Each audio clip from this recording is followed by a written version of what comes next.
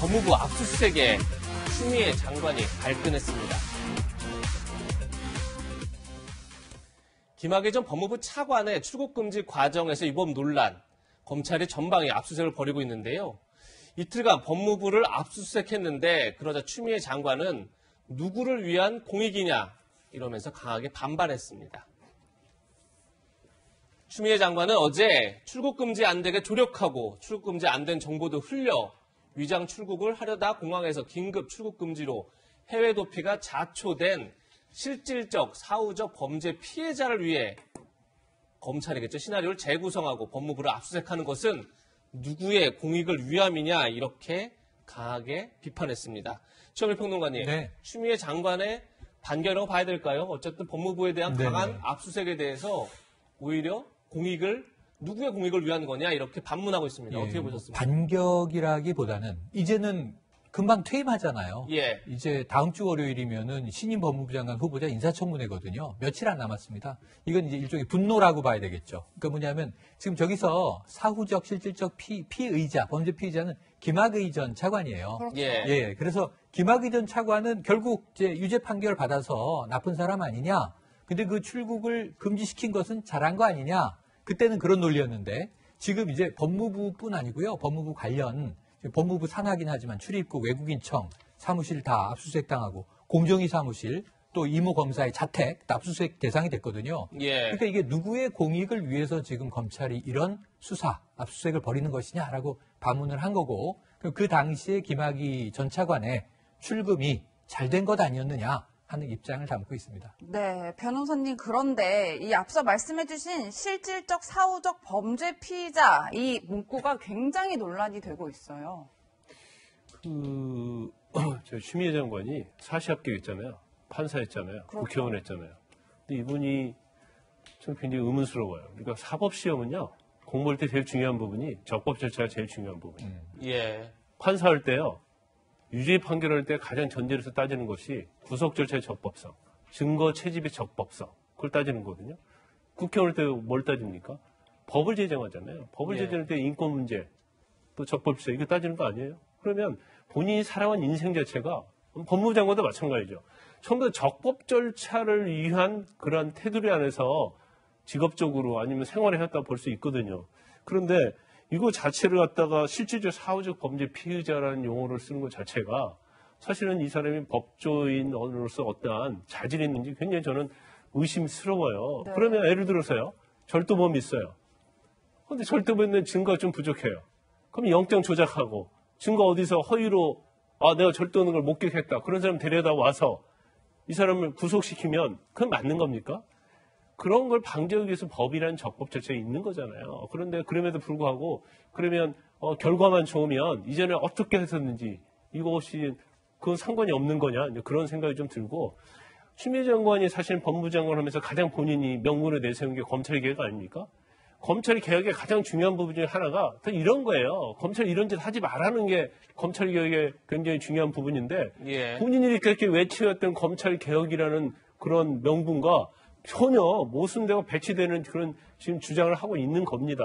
그래서 근데 그러다 보니까 그러면 이전까지 검찰개혁 주장했던 것이 그 명분 자체가 정말 윤석열 총장을 찍어내기 위한 오로지 한 가지 목표였느냐 그런 비판을 충분히 받을 수 있는 그런 말이라고 봐요. 네. 네.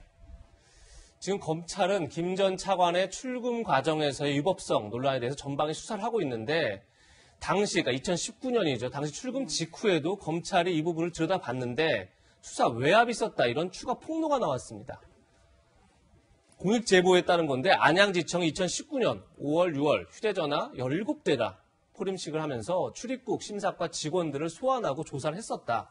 그런데 2019년 7월에 야관의 급박한 상황에서 관련 서류의 작성 절차가 진행됐고 동부지검장에 대한 사후 보고가 된 사실이 확인되어 더 이상 수사 진행 계획이 없다 이렇게 보고서를 쓰고 수사가 중단됐다는 겁니다. 그런데 이 과정에서 법무부나 대검으로부터 여러 차례 수사 중단 압력이 있었다. 이것이 공익 제보의 내용입니다.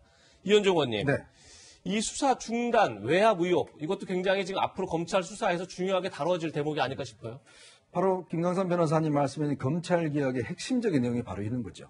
즉 어떤 면에서 보면 법에 따라서 수사를 해야 되는데 대검이나 이런 데서 수사 압력을 넣어서 수사를 못하겠다? 이건 안 되는 거거든요.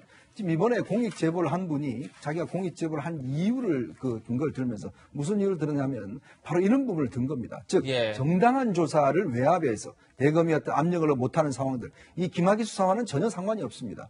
즉 어떤 면에서 보면 어떤 정당한 수사를 못하게 하는 이런 부분들을 자기는 도저히 묵과할 수가 없었다. 법치주의를 바로 세우기 위해서 이 제보를 한다라고 하면서 구체적인 사실들을 공익 제보를 했습니다. 네. 바로 이겁니다. 어쩌면 우리가 개혁된 검찰이라는 것이 바로 이런 거거든요. 범죄가 있으면 그 범죄를 지휘 고발을 막론하고 그 사람이 정권이 살아있는 권력이든 죽은 권력이 막론하고 수사를 하는 게 바로 검찰의 모습 아니겠습니까? 근데 당시에도 이미 문제가 있어서 이 허위의 어떤 그 사건 보도를 해서 문제가 있어서 당시에 그 검찰에 수사를 했어요. 예. 근데 문제는 다 덮여졌습니다. 왜냐하면 당시에 증거 확보 다 했어요. 그랬더니 당시에 법무부 직원들이 일부 보도에 따르면 직원들이 조사하는 검사를 향해서 이거 수사하시면 검사님도 다쳐요. 이렇게 또 이야기를 했다는 거 아닙니까? 예, 그것도 공익 제보에 들어있는 네, 거죠. 공익 제보 안에 들어있어요. 예. 그런 이야기가 한 거는 뭐냐면 공무원들이 자기가 이게 위법인지 알면서 절대 안 합니다. 누가 보장해주기 때문에, 누가 보호해주기 때문에 위법을 하는 거거든요. 그러면 일선 공무원들이 그걸 누가 보장해주겠습니까? 힘 있는 고위층이 보장해주는 그런 일을 하겠습니까? 바로 그런 부분이거든요. 저는 그래서 이번 수사의 핵심은 결국 이게 이 사안이 조작된 거 여부를 떠나서 과연 이런 문제를 대통령 지시에 의해서 이루어진 김학의 사건에 대해서 과연 그러면 누가 지시를 통해서 이런 사건을 덮었고 수사 외압을 행사했는지 바로 이 부분도 저는 굉장히 중요한 수사의 포인트다 생각이 됩니다. 네. 해당 제보자는 14쪽에 달하는 이 공익 신고서에 이 영화의 대사를 인용했다고 하는데요. 어떤 영화인지 함께 보시겠습니다. 세자저하께서는 어떤 소원을 비셨습니까? 이 조선을 주인에게 돌려주라 빌었네. 왕이 나라의 주인이 되어서는 아니 되네. 나라의 주인은 백성이어야 하네. 지금의 조선은 백성의 것이 아닐세. 네, 평론가님 네. 공익 제보 신고서에 이 내용이 담긴 이유가 있을까요? 네네. 이게 이제 굉장히 저도 재밌게 본 우리나라 사극 영화예요. 근데 이제 이 나라의 주인은 왕이 아니라 백성이어야 한다. 그 권력을 백성에게 돌려줘야 한다라는 대사를 담고 있어요. 세자의 꿈이 담겨 있는데 이 뜬금없이 왜 영화 장면이 나왔느냐? 이 공익 제보자가 이 장면을 인용을 한 겁니다. 예. 저 대목을 보고 또 다시 한번 검사 선서를 읽어보고 그런 내용을 보니까 우리는 국민의 공익에 봉직하는 사람들이다라는 깨달음 때문에 당시에 사실은 위법했는데 적법하다고 그냥 넘어갔던 부분들을 굳이 제보하게 되었다라는 동기를 이야기했다는 거예요. 네. 저는 그 동기는 순수하다고 봅니다. 필요한 과정이라고 봅니다. 그래서 국민이 주인인 이 국가 권력, 이건 뭐냐면 우리가 당시에는 김학의 전 차관에게 분노했었어요. 잘못됐죠. 별장 성접 때 의혹 나오고 했는데 공소시효가 다 지나서 처벌을 못하게 됐고 그 동영상 속의 인물이 김학의로 특정할 수 없다. 이런 입장을 검찰이 낸 이 검찰도 잘못됐고 그리고 그 김학의를 출금하기 위해서 위법적인 과정이 있었다면 그것도 잘못된 것이기 때문에 저는 다 바로 잡는 것이 옳다라는 생각을 해봅니다. 네. 네. 지난 16일 법무부는 김 전 차관 출국 금지 논란을 두고 부차적인 논란이다. 이렇게 입장을 낸 적이 있습니다. 공익제보자는 여기에 대해서 반박했습니다. 아무리 나쁜 잘못을 저지른 죄인이라도 적법 절차에 따라 수사와 재판을 한 후 처벌해야 그것이 진정한 법치국가다. 라고 지금 법무부의 그 부차적 논란에 그 주장에 대해 반박을 하는 건데요. 이현종 의원님, 네.